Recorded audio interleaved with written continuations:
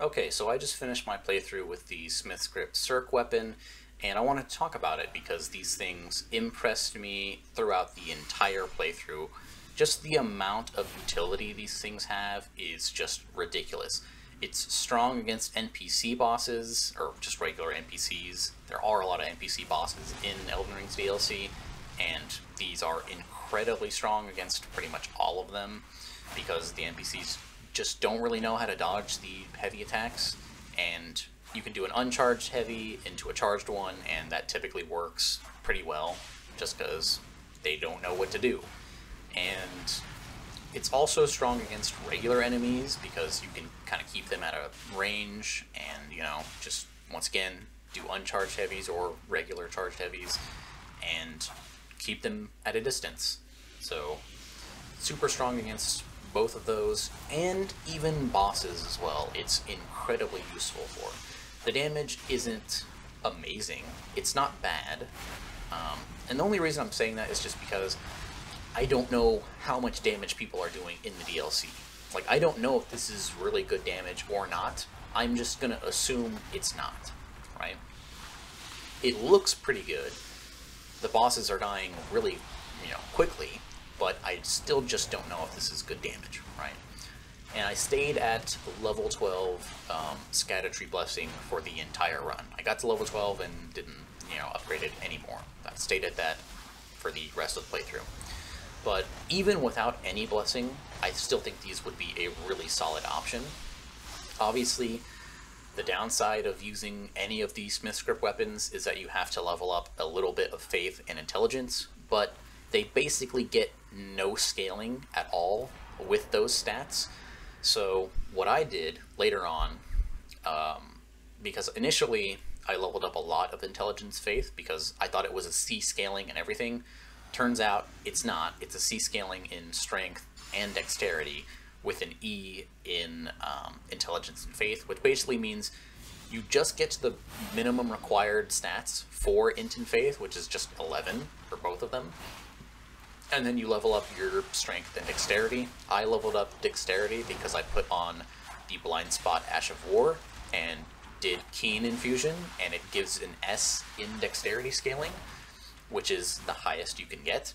And so I had 80 dex, and the damage was just really good, right? Significantly better than my first playthrough, less than with my incantation only playthrough, but obviously that's, I'm not expecting the damage to be as high as that, just because it's, it was completely absurd. But you do have the option of using a talisman that improves the damage of throwing attacks. You can use Blue Dancer, Ritual Sword Talisman. I didn't use Ritual Sword Talisman. I don't, actually, no, I did. I did use that. And there aren't really any good physic tiers, unfortunately. The charged physic tier isn't helpful because you're not really going to be doing fully charged heavy attacks with this thing. At least I certainly didn't, just because you can get in so much more damage doing the uncharged version at more like situations. Like with Romina, you can get 2 uncharged heavy attacks in when she does her centipede attacks, any of them. Like, she has 2 versions, and both you can get 2 uncharged heavy attacks in, which I think is better than simply just doing 1. Here, after she does that kind of like spin attack, you can also get in like a fully charged heavy or 2 uncharged ones. But I was playing it safe because I was trying to no-hit this fight, and I actually did. But yeah, if I wasn't being careful, I would simply just do a charged heavy there. But yeah, like super good utility, especially against this boss because of just how it's shaped. Like, you can hit her main body, which is her weak spot, super easily, and other weapons just can't do it, right? You can get in like a rolling attack or maybe like an uncharged heavy, but you have to do it on the centipede just because other weapons don't have that much range, or you have to do a jumping attack.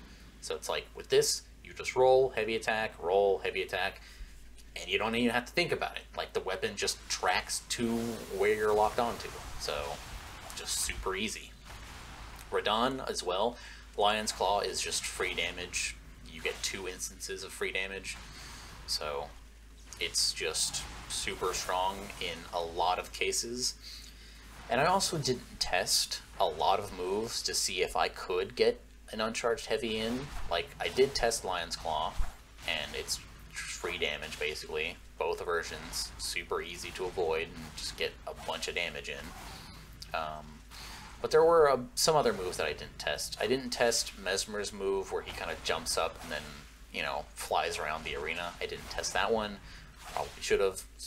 Definitely seems like an opportunity to get an uncharged heavy attack in. But there was a bunch of other ones as well. Like, I just can't remember them. Dancing Lion might also be another boss with some really good openings whenever he jumps in the air. I think if you're close enough, you should have enough range for the heavy attack to hit. And that's really all I can think of.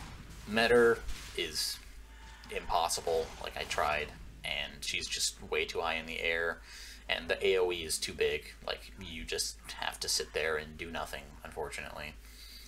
But yeah, these things are really, really good. I would recommend using them.